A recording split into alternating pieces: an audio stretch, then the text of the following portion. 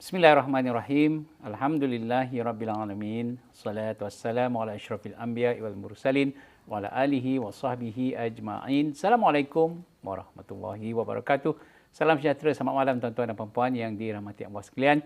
Alhamdulillah kita diberi kesempatan pada malam ini untuk kita bersiaran secara langsung dan kita bersama dengan tetamu kehormat kita dalam siri Bicara Rakyat edisi khas 2023 pada kali ini. Jadi sebelum kita mula, kita minta tuan-tuan dan puan-puan kalau boleh supaya like dan share seberapa banyak yang boleh ya, kerana ada banyak perkara penting yang akan kita bincangkan pada malam ini. Bersama kita ialah tokoh yang tak asing lagi. Kami di Ibu Pejabat sentiasa merindui ketiadaan sosok tubuh ni. Kita bersama dengan Datuk Seri Ahmad bin Mazlan, Timbalan Menteri Kewangan, dan juga Ketua UMNO Bahagian Pontian, Ahli Majlis Kerja Tertinggi. Apa khabar Yang Berhormat Datuk Seri Ahmad Mazlan? Assalamualaikum warahmatullahi wabarakatuh. Saya kira malam ini saya bersiaran atas nama jawatan-jawatan yang ada itu, termasuk Timbalan Pengerusi Badan Perhubungan UMNO Negeri Johor. Wah, yang itu satu tertinggal. Timbalan Pengerusi Perhubungan. Saya difahamkan kita nak bercerita tentang 2 PRK. Betul. Yang sedang berlangsung. Terima kasih Datuk Dr. Azizan dan teman-temannya, dan mudah-mudahan apa yang kita lakukan ini akan dapat memberi penjelasan beberapa perkara. Baik, Datuk Seri. Perkara pertama yang kita nak sentuh ialah tentang perjalanan pilihan raya kecil, Parlimen Pulai dan juga DUN Simpang Jeram. Jadi saya juga mengikuti pergerakan Datuk Seri di kedua-dua kawasan ini. Apa yang boleh Datuk Seri katakan tentang pilihan raya kecil ini dengan mengambil kira konteks pilihan raya negeri yang berlangsung tempoh hari? Kita pun dah tahu keputusannya ialah 3-3, dan kali ini sekali lagi kita berhadapan dengan Perikatan Nasional. Komen Datuk Seri. Saya sudah berada di Pulai 4 hari. Satu hari pertama tu sebelum penamaan calon, lepas itu sehari sebelum penamaan calon, pada hari penamaan calon hari Sabtu, kemudian pada hari Ahad. Saya berada di Simpang Jeram pada hari Isnin dan Selasa, 2 hari 1 malam, dan saya akan turun lagi selepas ini. Oleh itu, daripada apa yang berlaku di bawah sana, saya kira kita terus pada pilihan raya kecil ini kita boleh dapat 75,000 majoriti. Itu atas kertas. Di Simpang Jeram, angka-angkanya juga daripada 2,000 lebih majoriti boleh jadi pada 8,000 lebih majoriti. Di Pulai, angka-angkanya daripada 33,000 majoriti boleh jadi 75,000 majoriti. Itu atas kertas. Cuma Datuk pun tahu bahawa pilihan raya ini dia tidak bergantung dengan angka atas kertas. Dia bergantung pada sentimen, bergantung pada sejauh mana jumlah yang keluar mengundi, berapa pengundi Cina yang keluar mengundi, berapa pengundi Melayu yang keluar mengundi, berapa pengundi India yang keluar mengundi. Itu yang penting yang akan menentukan setakat mana majoriti yang akan diperolehi, dan berlatarkan PRN yang sudah berlalu. Cuma PRN itu antara perkara yang ingin saya tekankan bahawa dia mengekalkan status quo 3-3. Jumlah kerusi, pertambahan, pengurangan itu satu hal. Tapi yang penting kalau kita melihat kedudukan negeri masih lagi serupa dulu. 3 negeri yang sebelum ini di bawah pembangkang masih di bawah pembangkang. 3 negeri di bawah kerajaan perpaduan masih di bawah kerajaan perpaduan. 3-3 itu seri. Jadi saya harap apabila itu status quo, kita harap Simpang Jeram pun status quo bawah kerajaan, dan Pulai juga status quo bawah kerajaan. Baik, Datuk Seri, kalau kita tengok dalam perbincangan saya dengan para penganalisis, keputusannya tidak jauh berubah daripada apa yang telah dicapai dalam PRU yang ke-15. Tetapi dalam permainan sentimen hari ini, Datuk Seri, kita melihatnya, walaupun dah diperingatkan berkali-kali supaya semua pihak, termasuk kerajaan, parti kerajaan ataupun bukan kerajaan, jangan bermain dengan isu 3R.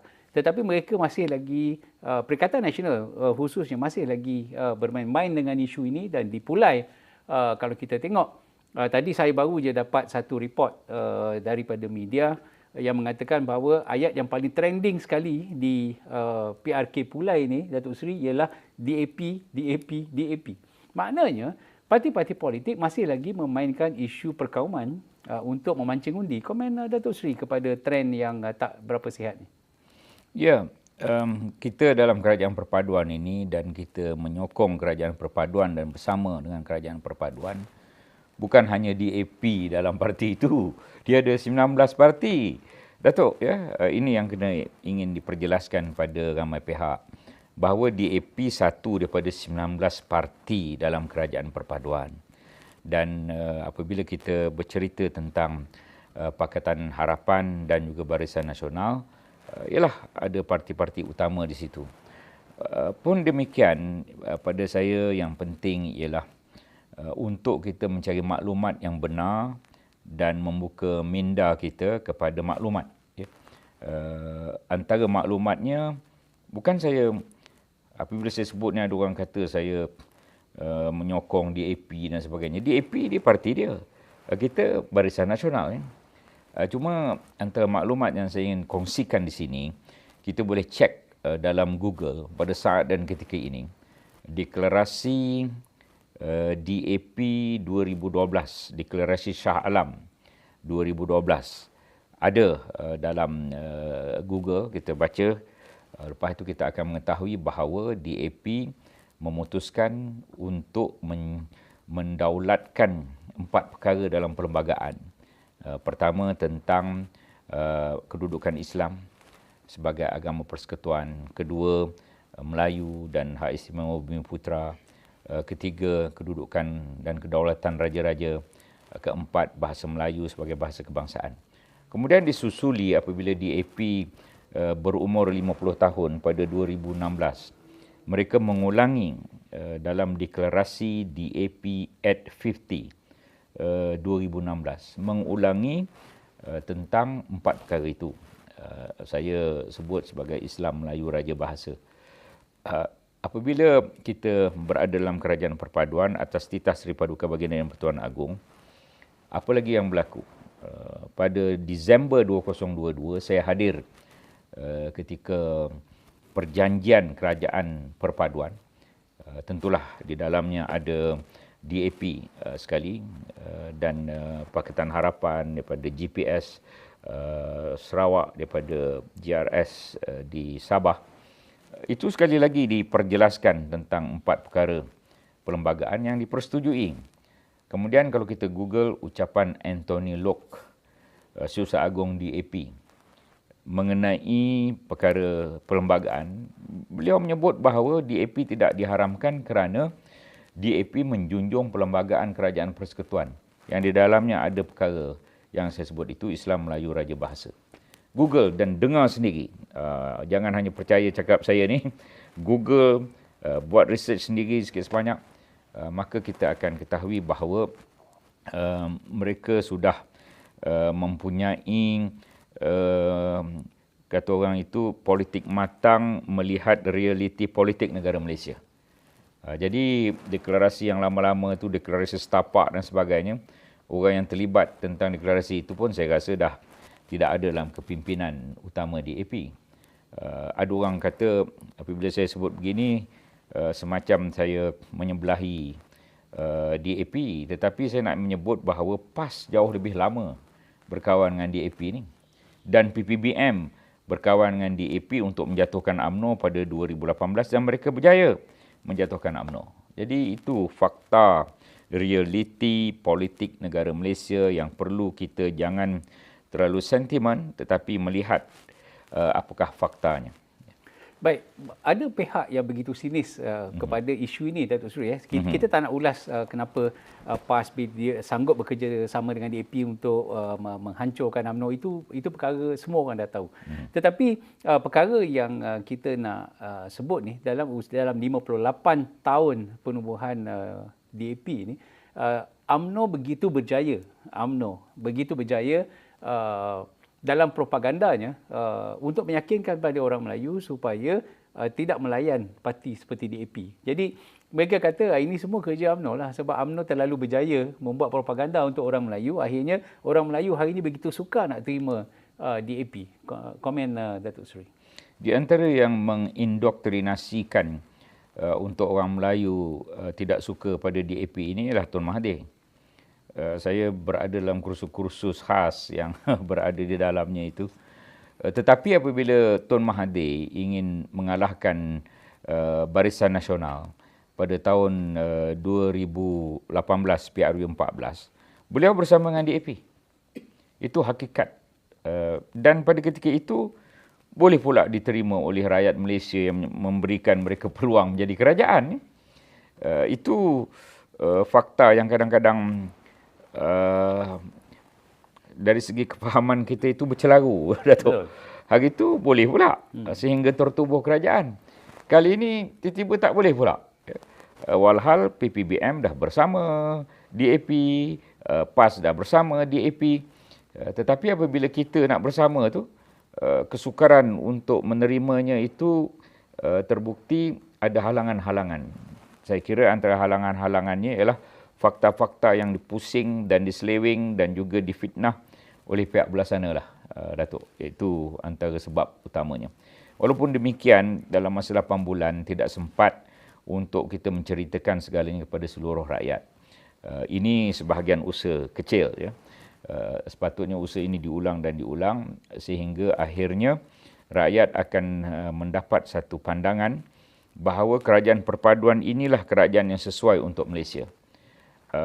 Kenapa? Kerana kita pelbagai kaum, Melayu, Cina, India, Siam, Iban, Kadazan, Dusun, seluruh bumi putera yang ada di Sabah, seluruh bumi putera yang ada di Sarawak.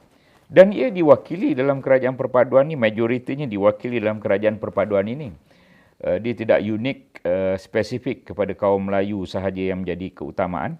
Tapi pada ketika yang sama kita mengambil secara inklusif semua parti-parti. Ini kita nak merdeka 31 Ogos esok. Besok di Putrajaya akan ada perbarisan. Saya akan hadir perbarisan itu. Seri Paduka Baginda Yang Pertuan Agong akan hadir. Kemudian Perdana Menteri, 2 timbalan Perdana Menteri akan hadir. Menteri-menteri, timbalan menteri. Lama dah saya tak dipanggil ni, Tok. Betul, lama. 5 tahun, Tok. Saya tak berehat, ya. Berehat daripada aktiviti 31 Ogos pagi ni. Esok saya akan hadir. Tidak apa ni kata orang, tak sabar-sabar masa untuk menunggu. Baju dah siap, betul. Baju batik. Wah, baju dah siap. Dan kita akan lihat kerencaman budaya, ya, pakaian, agama, tentunya diperlihatkan dalam perbarisan sempena Hari Kebangsaan. Dan kerajaan perpaduan ini melambangkan realiti negara Malaysia. Ada Semenanjung, ada Sabah, ada Sarawak, ada Belaka dalam kerajaan perpaduan, tetapi tidak ada pada mereka lah. Mereka hanya 4 negeri. Tidak ada Sabah, tidak ada Sarawak, ya, kaumnya pun tidak diperlihatkan sebagai menunjukkan kemajmukan masyarakat negara kita ini. Baik, saya dan bagi pihak rakyat Malaysia semua nak mengucapkan jutaan tahniah kepada Yang Amat Berhormat Perdana Menteri, PMX, kerana ini adalah kali pertama PMX akan menerima tabik hormat kepada semua anggota perbarisan sebagai Yang Amat Berhormat Perdana Menteri Malaysia. Tahniah Datuk Seri, kerana sepanjang orang kata struggle perjuangan Datuk Seri sama hari ini membuahkan hasil, dan esok insya-Allah kalau dipanjangkan umur, Datuk Seri akan berdiri untuk menerima tabik hormat menyaksikan perbarisan. Jadi kita ucap tahniah lah daripada rakyat Malaysia kepada PMX. Baik, berbalik kepada tajuk kita, Datuk Seri. Kalau kita tengok Perikatan Nasional dan juga bekas pemimpin UMNO yang telah dipecat, yang sekarang ini sibuk bekerja siang dan malam di pihak Perikatan Nasional untuk menghentam UMNO contohnya. Sebelum PRN hari itu mereka sibuk berkempen kerana sayang kepada UMNO, maka ahli UMNO kenalah bagi undi kepada Perikatan Nasional. Kerana sayang kepada Datuk Najib, ahli-ahli UMNO dan penyokong Datuk Najib mestilah beri undi kepada Perikatan Nasional. Tetapi hari ini dilaporkan oleh portal-portal media bahawa Presiden Parti PAS mengeluarkan satu kenyataan yang dipetik oleh portal-portal yang mengatakan bahawa raja-raja khususnya yang di Pertuan Agong tidak ada hak untuk mengampunkan pesalah-pesalah dan dia merujuk kepada Datuk Seri Najib. Jadi ini satu pembohongan dan satu penipuan kepada penyokong-penyokong Datuk Najib yang mungkin hari itu dah termakan hasutan, mereka pun pangkah Ali UMNO, mereka pun pangkah PN. Komen Datuk Seri tentang permainan sentimen yang dimainkan oleh Perikatan Nasional. Lambat laun rakyat akan mengetahui apa yang sebenarnya berlaku. Ini salah satulah. Bukankah itu kuasa Seri Paduka Baginda Yang Pertuan Agong untuk memberikan pengampunan kepada siapa juga yang dipikirkan sesuai oleh jawatankuasa dan Seri Paduka Baginda sendiri. Dan kalau kita menyebut perkara itu, dia berlanggaran dengan kuasa yang ada pada Seri Paduka Baginda Yang Pertuan Agong. Mereka ni tak peduli agaknya raja-raja ni. Seri Paduka Baginda bertitah wujudkan kerajaan perpaduan kepada PPBM, kepada PAS. Tapi PPBM dan PAS menolak kerajaan perpaduan. Jika tidak, Datuk, masa PRN baru ni, kita tak perlu berkempen teruk-teruk, jatuh-menjatuh. Kalau tidak, apa yang berlaku ialah mungkin di kawasan-kawasannya calon bebas saja yang kita bertanding. Betul. Yang lain semua menang tanpa bertanding. Betul. Kalau tidak, di Pulai ni, tak adalah nak melawan PPBM. Dulu lawan gerakan ditukar pada PPBM. Orang PAS pula adalah belakang-belakang menyebut. Sepatutnya kalau lawan amanah tu PAS bukan PPBM. Itu di Parlimen Pulai. Tak adalah kita nak berlawan di Sempang Jeram, bukan ya? Antara PPBM, antara PAS dan juga amanah. Tak adalah. Mungkin akan berlawan dengan satu lambang gajah, satu lambang bebas lah. Betul. Di dua tempat itu. Tentulah ada menteri-menteri pada PAS, ada menteri-menteri pada PPBM. Kalau mereka bersetuju hari itu dengan kerajaan perpaduan, alangkah bahagianya kita. Ya. Betul. Tetapi mereka mengingkari titah Seri Paduka Baginda Yang Pertuan Agong. Ketika perasmian Parlimen, Seri Paduka Baginda menyebut bahawa ini kerajaan perpaduan. Kalau ada yang ingin menafikan bahawa Seri Paduka Baginda tidak menganggap ini kerajaan perpaduan, kita ada di situ mendengar dengan teliti setiap patah titah Seri Paduka Baginda dan Baginda menyebut ini kerajaan perpaduan. Jadi inilah masalah yang berlaku pada saat dan ketika ini. Apabila pihak mereka yang sepatutnya menjunjung titah Seri Paduka Baginda dan menghormati Seri Paduka Baginda, tetapi tidak berbuat demikian. Kita lihat apa yang berlaku pada Menteri Besar Kedah dan Sultan Selangor misalnya. Ini satu perkara yang sepatutnya tidak berlaku. Maka telah berlaku dan kita harap rakyat bijak menilai dan rakyat Johor, bangsa Johor ni insya-Allah mereka bijak menilai tentang perkara begini. Baik, ada perkara menarik di mana Presiden PAS sendiri mengatakan bahawa PRK di Pulai dan Simpang Jeram ini adalah satu lagi peluang untuk berlakunya titik perubahan kepada kerajaan pusat. Jadi saya tak faham sama ada kalau dia menang satu kerusi di Simpang Jeram atau dia menang satu kerusi di Pulai, bagaimana matematiknya dia boleh mengubah keputusan di peringkat pusat. Kita dah nampak dah hari itu keputusan 3-3 negeri, dalam pilihan raya negeri. Kita dah kata ini tak ada kena-mengena dengan pusat, tapi dia cakap ada juga. Ini esok hari yang terakhir, 31 Ogos, kata dia bulan Ogos ni akan berubah kerajaan. Tapi besok kita tengok sama ada kerajaan akan berubah hari terakhir. Komen Datuk Seri. Mereka ni perlu belajar matematik semula lah. With due respect kepada mereka ni. Saya tergamam sekejap apabila Tan Sri Muhyiddin menyebut Perdana Menteri dan Timbalan Perdana Menteri perlu meletakkan jawatan apabila keputusan 3-3. Kenapa saya kata perlu belajar matematik? 3-3, 3 mereka, 3 kita, itu pada saat lepas PRN, dia tak tengok keseluruhan. Malaysia ni ada 14 negeri. Mereka dapat 4 je. Kita 10, ya, kerajaan perpaduan 10. Takkan kerana mereka dapat 4, kita dapat 10, kita pula yang kena letak jawatan. Minum. Cuba. Sila. Saya bukan nak mengata orang dan saya cuma cerita perkara benar. Betul. Kemudian 148 kursi, meninggal seorang 147. Katalah ditakdir begitu begini. Mana boleh berubah 147 tu mereka boleh merentah. Masih jauh lagi. Masih jauh sebab lagi. ia 112 nak jadi kerajaan. Betul. Ini 74 kan kursi mereka. Katalah naik 75, kita 147. Kan jauh lagi tu. Jauh lagi. Baik, satu lagi perkara yang menarik tuan-tuan dan puan-puan ini ialah kalau kita tengok berita-berita mutakhir ini selain daripada isu PRK Pulai ini ada peluang untuk mereka buat perubahan, mereka mendesak Datuk Seri Anwar letak jawatan. Timbalan Presiden PAS membuat satu kenyataan istilahnya membuat satu kejutan, drop a bombshell dengan mengatakan bahawa mereka terbuka untuk bekerjasama semula dengan UMNO ni. Datuk Seri ada sempat baca berita tu. Mereka kata muafakat ni boleh dipulihkan, mereka bersedia bekerjasama dengan UMNO tapi dengan syarat tidak boleh ada DAP dalam itu. Ini satu perkara yang ahli-ahli UMNO perlu cakna dan perlu faham apa naratif yang kita nak guna di PRK ni. Sila. Apabila mereka menyebut tentang cerita-cerita lama muafakat nasional, saya berada di tengah-tengah waktu itu dalam muafakat nasional ini bila saya terlibat sebagai Susah Agung bersama dan sebagainya.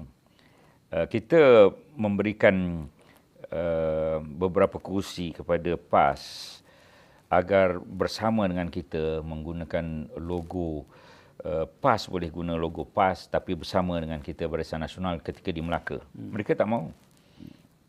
Bererti yang menolak muafakat nasional sejak pada awal ni PAS. Keputusan Majlis Kerja Tertinggi menjemput PAS bersama kita untuk muafakat nasional diteruskan ketika PRK Melaka dan PRK Johor. PRN Melaka dan PRN Johor. Tetapi yang pastinya PAS menolak perkara itu. Mungkin kerana kursi yang kita bagi itu sikit kot. 4 atau 5 kursi saja. Tapi PPBM boleh memberikan mereka kursi yang lebih. Betul. Jadi akibat daripada ini satu kursi pun mereka tak dapat. Kita dapat 21/28 kan ya. 21 daripada 28 kerusi di Melaka. Dan kita dapat 2/3 di Melaka. Jadi ini jika kita nak mengulangi kembali pelawan-pelawan sedemikian rupa, kita dulu sebenarnya yang mempelawa mereka dan mereka yang menolak. Ini perkara yang perlu diingat oleh semua mereka yang terlibat dalam politik dan mereka yang mengundi. Muafakat nasional bukan dipecahkan oleh UMNO, muafakat nasional dipecahkan oleh PAS. Kerana kita offer, kita beri tawaran pada PAS untuk bersama kita di Melaka, ditolak oleh mereka. Datuk ingat kan? Ingat. Kita masih muda lagi. Betul. Takkan kita dah lupa apa perkara begitu. Kita lah sebahagian daripada sejarah tu. Itu. Dan ia amat menyakitkan lah pada ketika itu. Dan diulangi terus di Melaka, di Johor dan kita dapat 40/56 di Johor. Satu perkara lagi. Kalau saya nak ingin kembali ke belakang sedikit apabila Datuk sebut apa yang berlaku di Johor 2 ni, katalah ditakdir, saya rasa takkan berlaku lah, dua-dua mereka menang. Boleh mengubah keputusan pusat dan negeri, apa hal? Kerajaan pusat telah lengkap 148 kerusi, 2/3, itu kerajaan pusat, kerajaan perpaduan, 19 parti. Itu yang berlaku. Macam mana kalau mereka boleh menang di Pulai lantas, mereka boleh mengubah. Lainlah kalau 112, 113. Itu lainlah. Ini 148 punyalah jauh beza. Kemudian di negeri Johor, macam mana boleh satu kerusi itu mengubah apa yang ada di negeri Johor? Negeri Johor kalau kita campur Pakatan Harapan, 53/56. Macam mana hilang satu kerusi boleh mereka merentah negeri Johor? Saya ingin mengulang, mereka perlu belajar matematik semula. Balik kepada basic semula, Ya. Datuk Seri. Baik, kalau kita tengok Datuk Seri, apabila mereka membuat perlawanan sebegitu besar kepada UMNO pada waktu dan ketika ini, dia memberi beberapa isyarat yang jelas kepada kita. Apakah mereka sudah tidak yakin dengan rakan kongsi mereka Parti Bersatu? Saya tak tahu apakah Tuan Ibrahim, Tuan Man sudah pun berbincang dengan kepimpinan dan juga kepimpinan di peringkat Perikatan Nasional sebelum mereka membuat pelawaan kepada UMNO ataupun tidak. Itu pertama. Yang keduanya, apakah mereka sudah resah duduk di kerusi pembangkang selepas ini kerana takut akan tindak balas seperti apa yang mereka tuduh Kerajaan Perpaduan semasa sepanjang kempen 2 minggu di PRN 6 negeri tempoh hari? Komen Datuk Seri. Ya, kadang-kadang mereka ni mungkin ada tujuan lain, Datuk. Saya mungkin tujuan untuk mengkonfuskan. Adakah perkataan tu? Mengelirukan. Mengelirukan orang-orang UMNO khasnya. Kerana mereka tahu kalau orang UMNO menyebelahi mereka, mereka ada sedikit harapan, terutama di Sempang Jeram. Itu agaknya mereka cuba nak buat apa yang dipanggil, if you cannot win them, you confuse them. Confuse them. Itu ada satu falsafah dalam ilmu politik. Kita ni dah lama dalam politik. Umur saya 57, saya masuk politik ni ketika di universiti, kelab UMNO masa tu ya, luar negara. Dah begitu lama lah dah ya.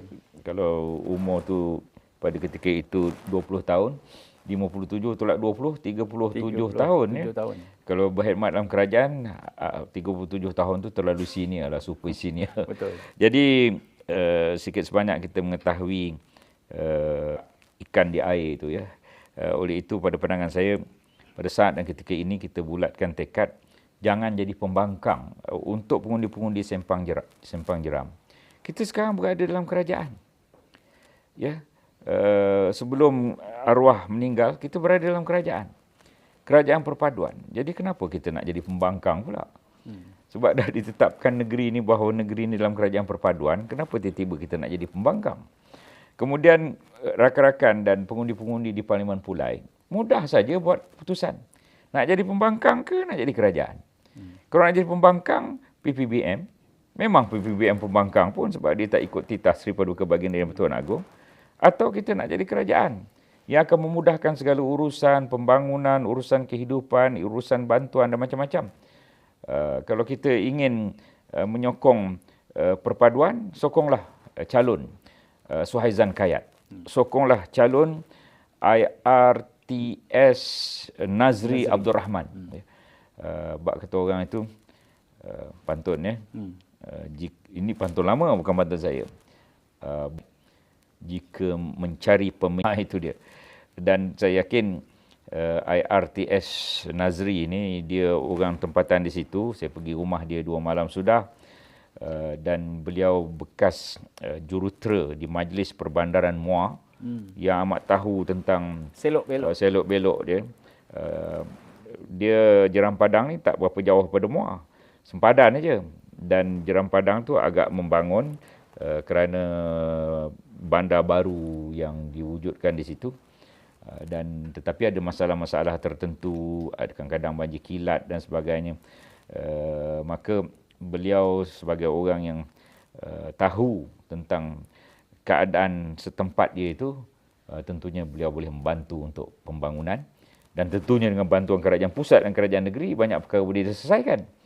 Jadi sokong kerajaan perpaduan melalui calon IR Nazri, Insinyur Nazri, dan sokong Suhaizan Kayat yang pernah menjadi setiausaha politik kepada Datuk Seri Salahuddin Ayub membantu urusan di Parlimen Pulai.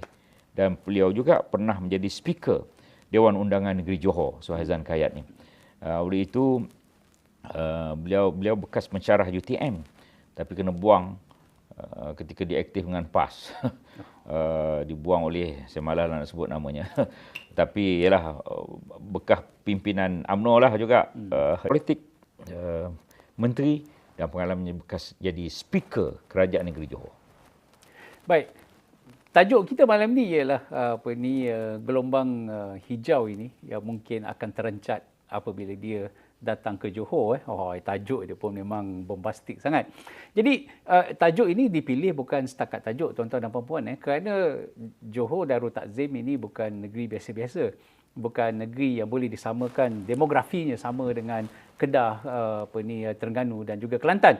Dan kalau kita tengok dalam PRN yang lepas, mereka mengundang Tun Mahathir dengan proklamasi Melayunya untuk bersama sepentas. Dan kita minta kalau boleh bawa Tun Mahathir, Perikatan Nasional bawa Tun Mahathir sekali lagi datang ke Johor untuk berceramah di pentas mega. Kita tengok bagaimana reaksi orang-orang Johor kerana bangsa Johor masih lagi teringat akan apa yang Tun Mahathir lakukan kepada Pulau Batu Putih yang begitu sentimental kepada emosi dan sentimen orang-orang Melayu kerana kita hilang kedaulatan. Ini satu sejarah yang tidak dapat kita lupakan. Mungkin di tempat lain mereka boleh bawa bakar sentimen 3R dan sebagainya, tetapi rakyat Johor masih teringat tentang kehilangan Pulau Batu Putih. Komen Datuk Seri. Itu semua orang tahu memang salah Tun Mahathir pasal Pulau Batu Putih. Dan kepada rakyat Johor yang amat sensitif, pulau itu mencerminkan kedaulatan negara kita dan kita tidak mahu walau seinci pun tanah kita jatuh ke pihak yang lain. Dan beliau apabila ketika dibenarkan untuk membuat rayuan dan beliau tidak merayu, akhirnya kita kehilangan satu kawasan kelihatan kecil tapi besar maknanya kawasan itu, sebab dia melibatkan EEZ, kawasan economic zone, yang melibatkan luas daripada kawasan yang ada itu. Tetapi yang lebih penting ialah kedaulatan negara kita yang kita tidak mahu jatuh ke pihak lain walaupun seinci tanah. Dan ketika beliau berkuasa untuk membuat keputusan selepas PRU yang ke-14, tetapi beliau melakukan keputusan yang menyebabkan kita kehilangan untuk selama-lama rasanya. Jadi amat sensitif kepada rakyat Johor tentang perkara ini. Oleh itu, pada pandangan saya, rakyat Johor perlu membuat keputusan yang tepat, terutama rakyat di kawasan Pulai dan Sempang Jeram dalam Parlimen Bakri. Parlimen Bakri ini ada 3 don. Tiga-tiga don sebelum ni berbawah kerajaan perpaduan. Parlimennya juga bawah kerajaan perpaduan. Jadi takkanlah tiba-tiba daripada 3 don tu ada 1 don nak membuat keputusan atas kerana sentimen nak jadi pembangkang. Apa jadi? Kita dah parlimen kerajaan perpaduan, 3 don kerajaan perpaduan, tiba-tiba kerana pilihan raya kecil dan sentimen kita nak menjadi pembangkang pula. Itu persoalan. Pada saya persoalannya untuk membuat pangkah tu tak berapa payah pun, Datuk. Betul. Cuma lambang dacing kali ini kita berikan kepada lambang harapan. Kenapa? Sebab Parti Amanah tidak ada satu kerusi pun di Dewan Undangan Negeri Johor. Sebelum ni Parti Amanah ada satu kerusi di Dewan Undangan Negeri Johor, iaitu Sempang Jeram. Sekarang ni oleh kerana PRK tak adalah kerusi, maka kita kembalikan satu-satunya kerusi Parti Amanah ke dalam Dewan Undangan Negeri. Jadi jangan kita tersilap buat keputusan itu. Saya harap walaupun tidak ada lambang dacing di situ, dan oleh kerana saya sebut tadi berulang kali bahawa kita dalam kerajaan perpaduan, kita memberikan pada kawan kita sebagai satu tim, sebagai satu pasukan untuk diberi peluang menjadi adun di kawasan. Baik, kita sudah pun melalui PRN 6 negeri dan saya rasa ramai yang dah ada pengalaman bagaimana nak memangkah sama ada dacing ataupun harapan. Tetapi kali ini di 2 kawasan pilihan raya ini dah diputuskan kita semua akan pangkah Pakatan Harapan. Jadi tidak ada isu lagi. Semua ahli UMNO nak kena kencing macam mana lagi ahli UMNO. Nak percaya kerana bosku nak dibebaskan oleh PN. Kita tengok bagaimana flip-flopnya Presiden PAS. Hari ini dia kata Datuk Seri Najib tak ada hak untuk diampunkan oleh Yang di-Pertuan Agong. Malah cerita bosku dan Presiden ni ada 2 dokumen bocor tu. Tentang 2 memo yang bocor. Sila Tok. Saya difahamkan daripada sumber yang boleh saya percayai bahawa memang sahlah dokumen itu genuine. Autentik. Dokumen itu tidak palsu, dokumen itu betul. Ya. daripada sumber-sumber yang saya perolehi. Jadi pada pandangan saya, pihak-pihak yang terlibat dalam sistem kehakiman, dulu kita tak boleh kritik sistem kehakiman tu. Dulu tak boleh kritik kerajaan dan sistem kehakiman. Kalau kritik, maka boleh dikenakan dalam akta hasutan. Tapi apabila pindaan akta hasutan ni di zaman kita, bab mengkritik sistem kehakiman dan bab mengkritik kerajaan ni dikeluarkan. Jadi Dah boleh sekarang. Dah boleh. Maka saya ingin secara jujurnya berharap agar jangan sampai rakyat hilang kepercayaan pada sistem kehakiman. Bahawa apabila kita dapat 3 perkara yang bocor dalam kes Datuk Seri Najib, bukan 1 tau, 3. Oh, 3 3. Yang terkini itulah mengenai IPIC. Sebelum itu, keputusan tentang Datuk Seri Najib tu dah bocor dulu baru dibaca. Ya. Itu juga dokumen bocor yang sepatutnya tidak berlaku. Dan sebelumnya itu ialah penyiasatan terhadap Hakim Nazlan juga bocor. 3 perkara bocor dalam kes Datuk Seri Najib. Daripada 3 itu melambangkan bahawa ada sesuatu yang amat tidak kena terhadap proses pengadilan terhadap Datuk Seri Najib. Yang ini saya kira kerajaan sekarang, kerajaan menjunjung keadilan, perlu buat sesuatu. Seterusnya, satu lagi, penolong pendakwa raya ataupun DPP, Deputy Public Prosecutor, Timbalan Pendakwa Raya, juga dokumennya bocor, menyatakan bahawa tidak cukup bukti untuk mendakwa Datuk Seri Dr. Ahmad Zahid Hamidi mengenai 47 kes yang sedang beliau membela diri sekarang ini. 40 kes sebelum ini di Mahkamah Shah Alam telah ditolak dan dia dibebas dan dilepas. Saya berada mendengar 3 jam lebih di penghakiman di Mahkamah Shah Alam. Saya mendengar sepatah demi sepatah dalam bahasa Inggeris penghakiman itu, dan akhirnya hakim buat keputusan bahawa 3 saksi utama dalam kes yang berkaitan itu di Mahkamah Shah Alam adalah tidak boleh dipercayai. Dan dia ulas, A, kenapa tak boleh percayai, B, kenapa tak boleh percayai, C, kenapa tidak boleh dipercayai, dalam 2 jam lebih penghakiman pada pagi Jumaat yang bersejarah itu. Ini menunjukkan bahawa kes terhadap Datuk Seri Zahid ini terburu-buru, tergesa-gesa. Macam ada udang di sebalik batu dan sebagainya.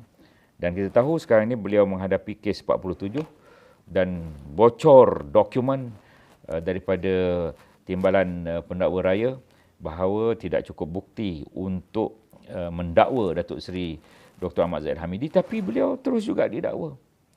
Ini yang amat menyedihkan. Saya amat terkesan betul kerana akibat daripada itu dilihat pemimpin UMNO ini begitu begini, Presiden UMNO ini begitu begini, ya. Lantas kita kehilangan sokongan daripada orang yang tidak meneliti kes itu secara detail. Dan kita juga tahu bahawa ada beberapa video Tun Dr. Mahathir menyebut bahawa dia memang menyuruh Datuk Seri Zahid agar membubarkan UMNO. Dia apabila Datuk Seri Zahid, kalau dibubarkan agaknya tak adalah dia kena 47 campur 40 kes.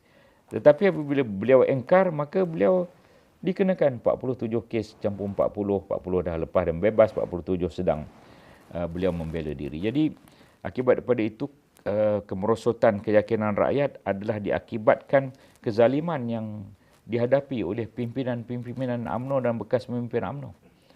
Saya harap perkara ini adalah satu episod hitam dalam sejarah perjuangan politik di negara kita.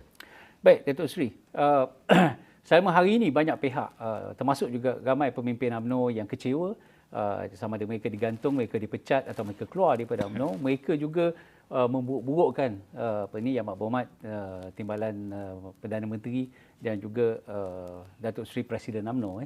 Kita lihat mereka begitu beria-ria sangat memburuk-burukkan Datuk Seri Presiden dengan kononnya apa guna ada satu pemimpin yang begitu korup, yang begitu hina kerana banyaknya pertuduhan. Tetapi perkara yang begitu menarik berlaku minggu lepas, Datuk Seri, apabila saksi-saksi dipanggil, saksi-saksi pembelaan. Kita tengok barulah rupanya kita tahu orang yang kita hina, orang yang kita cerca, orang yang kita keji selama hari ini, dia begitu bersungguh-sungguh tidak mahu orang tahu apa yang dia lakukannya. Dan boleh dibaca kebaikannya itu boleh dibaca, bagaimana beliau membuat begitu banyak charity, kebajikan, dan yang paling saya sedih, Datuk Seri, nak minta Datuk Seri komen. Yang paling saya sedih, saya dan isteri juga bincang hal ni, kita sedih kerana anak-anak di imtiaz itu, kalau dulu je mewah boleh makan 6 kali sehari, oleh kerana ada tindakan-tindakan persekutif selection seperti ini, mereka sekarang ni hanya makan 3 hari sekali kerana tak cukup dana. Komen, Datuk Seri. 3 kali sehari. 3 kali sehari daripada 6 kali. Ya, sekolah imtiaz itu memang beliau jadi pengasasnya. Itu adalah sekolah bersepadu antara kurikulum sekolah menengah dengan antara sekolah contoh yang terbaik. Ya. Saya pernah pergi dan tahu tentang sekolah di Masjid Tanah, di kawasan Parlimen Masjid Tanah itu, di tempat asal isteri Presiden. Ya. Dan perkara itu amat menyentuhlah perasaan kita. Beberapa kali ketika beliau jadi Presiden, wakil daripada sekolah imtiaz membaca Al-Quran, bukan di Perhimpunan Agung UMNO. Dan kita lihat kefasihan, keindahan suara dan sebagainya anak-anak yang berada di situ. Jadi perkara begini amat mendukacitakan. Beliau membantu bukan sebuah, banyak lagi tahfiz yang beliau bantu. Beliau membina bukan sebuah, banyak surau dan masjid yang beliau bantu. Begitu juga bukan hanya di Malaysia tapi juga di luar negara. Mereka orang-orang kawan-kawannya, kerana beliau daripada kumpulan korporat dulu, segala keuntungan perniagaannya dimulakan Yayasan Akal Budi itu dengan wangnya sendiri. Lepas itu kawan-kawan biasalah apabila kita suka membuat kebajikan, kawan-kawan membantu. Dan kawan-kawan yang membantu ni dituduh oleh pendakwaan sebagai rasuah. Orang nak membantu yayasan. Di Malaysia ni, Datuk, ada beratus yayasan, Datuk. Beratus, mungkin beribu yayasan yang dapat derma daripada pelbagai pihak. Tapi yayasan-yayasan itu dibiarkan sahaja. Mana ada yayasan-yayasan itu dibawa ke muka pengadilan kalau ada perkara pun. Ya. Tetapi oleh kerana beliau Presiden UMNO yang tidak mahu membubarkan UMNO dan ahli-ahlinya masuk ke PPBM, maka beliau dikenakan tindakan atas nama Yayasan Akal Budi. Saya pernah hadir pada tahun 1996 di sebuah sekolah kebangsaan di Kota Baru. Waktu asar pada ketika itu, di mana yang berucap ialah Tengku Razali Hamzah membubarkan Semangat 46. Dan kemudian Tun Mahathir berucap, masa itu tak ada Tun semua, tahun 1996 belum. Dan beliau menerima secara en blok keseluruhan ahli Semangat 46 masuk ke dalam UMNO. Saya kira pada pandangan saya, itu yang beliau inginkan supaya Datuk Zahid buat. Pengakuan Datuk Tun Mahathir, beliau menyuruh Datuk Zahid membubarkan UMNO. Itu pengakuan dia. Ada video ya, macam mana nak bohong pula. Akibat daripada itu, pada pandangan saya disuruh bubar UMNO dan ahli-ahli UMNO masuk PPBM. Sebagaimana yang telah berlaku Semangat 46 masuk ke UMNO, kali ini UMNO masuk PPBM. Datuk Zahid tidak bersetuju, lantas beliau berdepan dengan segala tomahan dan imej yang dicalarkan, dan ramai orang percaya. Ini yang jadi masalah. Orang Melayu ni lekah percaya terhadap perkara tanpa kita perlu membuat usul periksa lah. Saya ingin menasihatkan bangsa kita sendiri bahawa sebelum kita merumuskan tentang seseorang itu, cuba buat kajian sedikit tentang perkara yang berlaku terhadap dirinya. Betul. Apa yang berlaku, nasib yang menimpa Datuk Seri Dr. Ahmad Zahid Hamidi ni, pada saya mungkin satu hari nanti akan dikaji oleh pengkaji-pengkaji, oleh pelajar-pelajar sains politik dan juga pelajar jurusan undang-undang untuk melihat tentang ketidakadilan yang sedang berlaku, yang sedang menimpa ke atas dirinya. Dan saya kira kenyataan saksi-saksi pada minggu lepas banyak merubah persepsi masyarakat, kerana mereka yang dulunya percaya bulat-bulat, akhirnya mereka mendengar sendiri kenyataan saksi bagaimana pada setiap bulan wang disalurkan kepada badan-badan kebajikan, madrasah, masjid, berapa banyak masjid yang dibina, berapa banyak bantuan yang diberikan, naskah-naskah Al-Quran yang dicetak dan sebagainya. Jadi pada saya sendiri memantau media sosial dan saya melihat alhamdulillah sejak minggu lepas image yang dipandang oleh netizen kepada Datuk Seri Zahid sudah pun berlaku perubahan. Akhirnya mereka sedar tak pasal-pasal buat dosa kering, kita caci, kita hina orang, tapi kita tak tahu sebenarnya apa yang dia lakukan. Saya nak bagi tahu tuan-tuan dan puan-puan pada malam ini. Datuk Seri Ahmad Mazlan, beliau pada ketika kalah, saya dengar sendiri daripada sumber, beliau sendiri terpaksa bagi allowance ahli parlimen kepada sebuah madrasah yang juga diasuh, ditubuh oleh Datuk Seri sendiri. Itu pada saya satu perkara. Ini masalah orang UMNO. Dia buat kebajikan, dia tak nak orang tahu, dia simpan. Tapi malam ni saya bocorkan kepada netizen. Inilah sosok tubuh Datuk Seri Ahmad Mazlan yang korang dulu kutuk macam-macam, GST lah, hari itulah, inilah. Akhirnya orang inilah sebenarnya yang telah banyak berkorban. Dia lebih boleh digunakan wang yang ada untuk kegunaan anak dan isteri. Dia masih lagi ada anak kecil. Tapi dia utamakan juga anak-anak tahfiz ini. Kenapa? Kerana cinta pada agama, cinta kepada Islam. Jadi madrasah tu, Datuk, Datuk dah cerita, Madrasah Tahfiz Pendeta Madani. Namanya, dulu lagi dah pakai Madani 2016 dah guna perkataan Madani. Madani ni maksudnya tamadun tinggi berteras nilai murni, peradaban tinggi berteras nilai murni. Itu maksud Madani. Dan saya mengetahui perkataan Madani itu apabila dipopularkan oleh Datuk Seri Anwar ketika beliau menjadi Timbalan Perdana Menteri. Jadi madrasah itu diasaskan 2016 sebelum Madani 2022-2023 ini. Satu secara berseluruh Madani ini nama saya Ahmad, ringkasannya Mat. Nama isteri saya Nora ini ringkasannya Ani. Digabungkan. Mat campur Ani jadi Madani. Itu maksud yang kedua pada kami lah. Pendeta itu pendeta orang bijaksana. Pendeta itu pendidikan ilmu tahfiz. Ya. Dia percuma untuk orang miskin. Ini percuma tu? Percuma untuk orang miskin. Saya carilah kawan-kawan bantu ya. Dan sebagaimana yang saya sebut tadi, kadang-kadang allowance kita ya. Sebagai wakil rakyat, mudah-mudahan orang yang memangkah saya itu dapatlah sikit sebanyak. Wah, betul. Dan ada SPM. Mereka kena mengambil SPM. Kena ambil juga akademik SPM dan kita pun ada mengajar dengan cikgu-cikgu yang kita panggil untuk mengajar untuk SPM.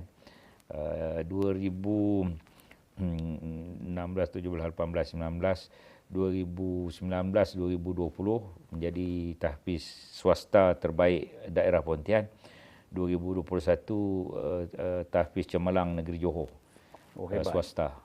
Jadi tak adalah kita nak bercerita setiap hari tentang perkara ni. Betul. Bukan orang PAS je ada tahfiz, orang UMNO pun ada juga tahfiz.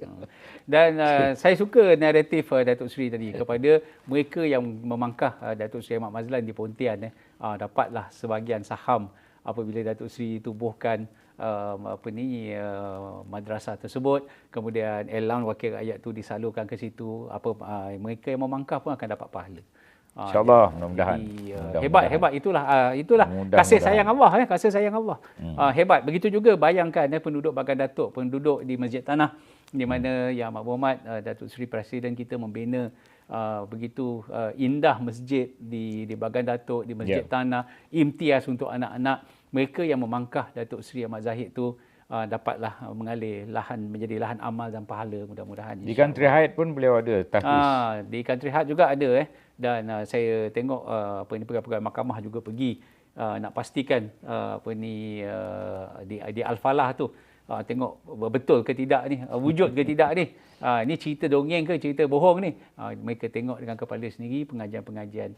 Jadi kalaulah hari ini datang ke Johor nak mengajar orang Johor tentang Islam, nak mengajar orang Johor tentang Melayu, pada saya sesuatu yang outdated. Sekolah agama Johor antara sekolah lebih hebat. Jangan mengajar orang Johor tentang agama. Sekolah agama Johor, Datuk. Hebat, betul. Dan perbelanjaan untuk sekolah-sekolah agama dan pendidikan Islam negeri Johor ini pernah satu ketika dia antara top 5 dalam perbelanjaan kerajaan negeri Johor. Itu selain daripada JKR buat jalan, urusan jalan, perbelanjaan untuk pendidikan Islam negeri Johor antara yang tinggi. Betul. Itu sebab gelombang hijau tu sukar nak masuk ke dalam negeri Johor. Kerana apa? Kerana kami sekolah agama daripada darjah 1 sampai darjah khas. Kita panggil darjah khas. Darjah 1 sampai darjah 6 darjah khas. Tak pernah pun disebut bahawa memangkah PAS dapat begitu begini. Tak pernah, tak pernah. Dan kita cukup memahami mengenai perkara tentang agama ni di negeri Johor. Betul. Dan UMNO juga berasal dari negeri Johor. Betul. Datuk, ya. Betul. Pemimpin mahir lagi tersohor, bersamping songket berkeris lama, UMNO lahir di Istana Johor, ayuh bangkit menang bersama. Satu lagi, Bandar Pontian ada hikayat. Kita dari Pontian, kena cerita Pontian. Ada Bandar Pontian ada hikayat, kisah bersemi, cerita bersama. Kita berjuang untuk rakyat dulu, kini dan selama-lama. Alhamdulillah. Dan kita ucapkan jutaan terima kasih kepada Duli Yang Maha Mulia Tuanku Sultan Johor kerana baginda begitu jiwanya itu, saya rasa dengan sekolah agama itu begitu kuat ada Datuk Seri hingga dipastikan ke mana saja Duli Yang Maha Mulia Tuanku pergi, nak pastikan semua sekolah agama ini dipelihara dan sentiasa diperkasakan daripada tahun ke tahun. Pada ketika yang sama, Datuk, banyak kejayaan negeri Johor. Pelaburan yang masuk tertinggi di Malaysia. Dan kita berupaya untuk memberikan pekerjaan kepada ramai rakyat negeri Johor. Rakyat negeri Johor tak perlu pergi ke Kelantan untuk kerja. Tapi tidak sebaliknya, bukan, ya? Dan kita juga sempadan antarabangsa, pintu masuk dengan Singapura itu sempadan antarabangsa. Dan negeri Johor tidaklah kata orang itu mewawarkan sangat, tetapi itu bangsa Johor yang bukan hanya maju dari segi kerohanian, tapi maju juga dari segi kebendaan. Jadi dalam buku Datuk Seri Anwar, Madani ini perlu 3 kemajuan. Kemajuan pemikiran, kemajuan kebendaan, dan juga kemajuan kerohanian. Jadi negeri Johor mudah-mudahan maju ke arah itu. Dan tajuk negeri Johor ni ialah Maju Johor, ya. Johor maju, maju Johor. Dan dia berkait dengan Madani. Madani itu kemajuan. Malaysia Madani, Madani Malaysia, Malaysia Madani, Malaysia yang maju, Malaysia yang bertamadun.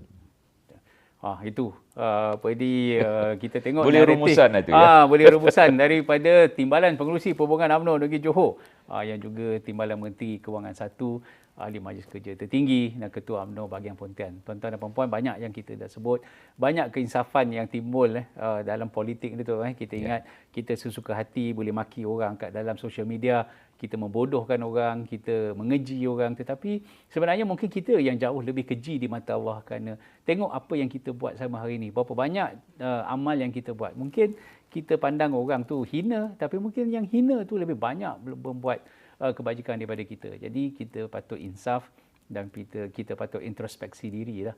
Tengok balik ke dalam diri, jangan suka sangat nak mengatur orang, nak mengkafirkan orang. Kita nak mengatakan kamu tidak bersama dengan perjuangan Islam kerana PAS ni dia ada dekat Malaysia aja, PAS tak ada dekat Nigeria, PAS tak ada dekat New York, PAS tak ada dekat Yaman, PAS tak ada dekat mana. Tapi mereka Islam.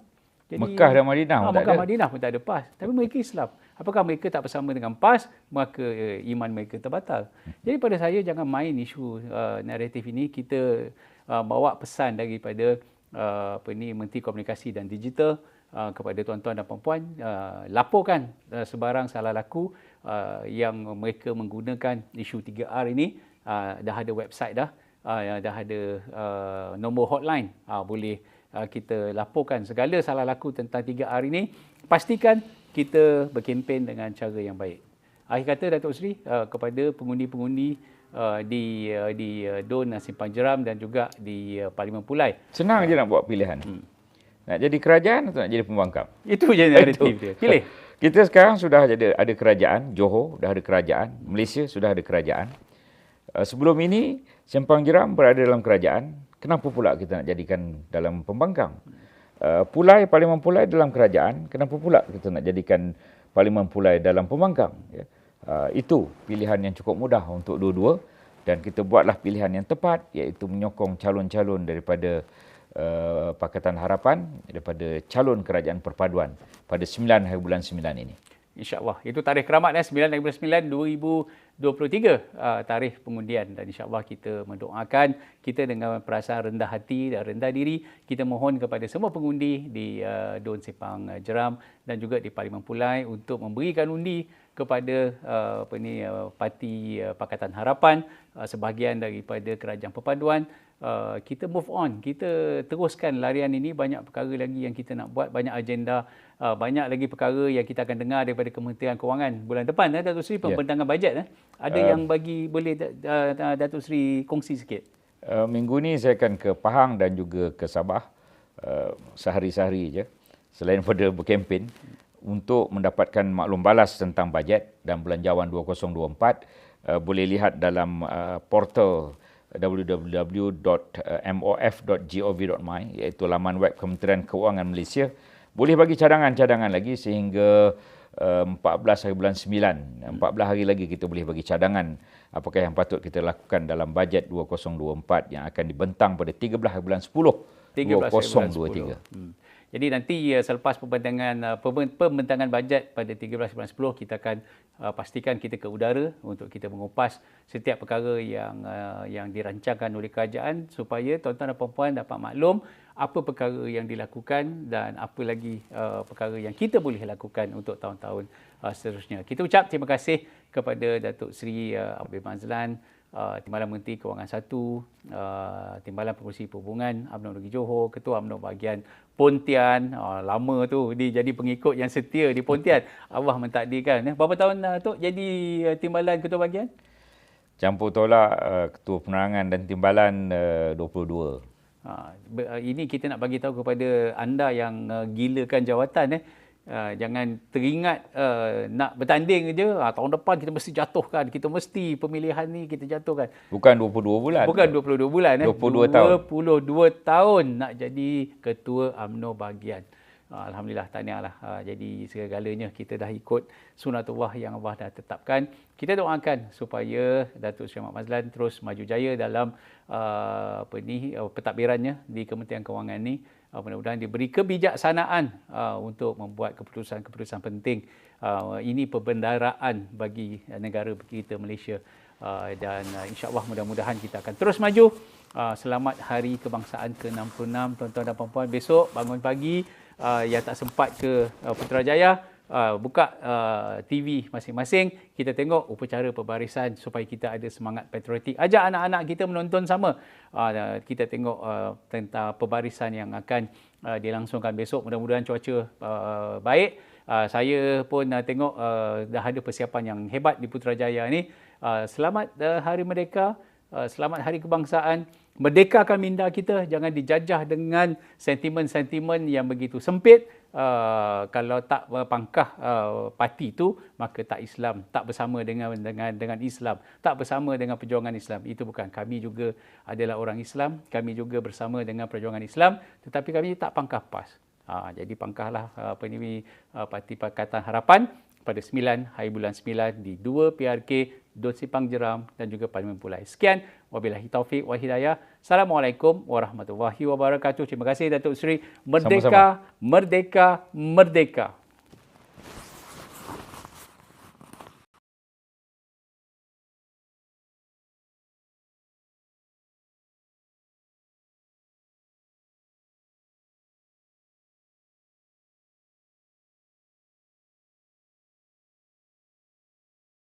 Peradaban kita bangunkan, bina kota, bina insan.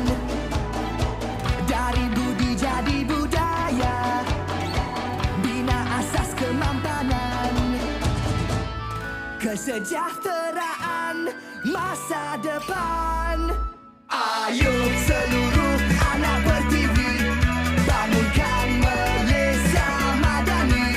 Sepenuh hati, jiwa, semangat, terus meyakini Malaysia madani. Ayo seluruh anak pertiwi, semarakkan Malaysia madani.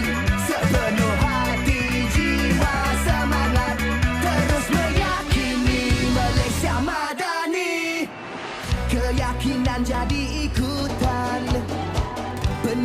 dan jiwa ihsan. Nilai hormat keras diminda, daya cipta luar biasa. Kesejahteraan masa depan. Ayo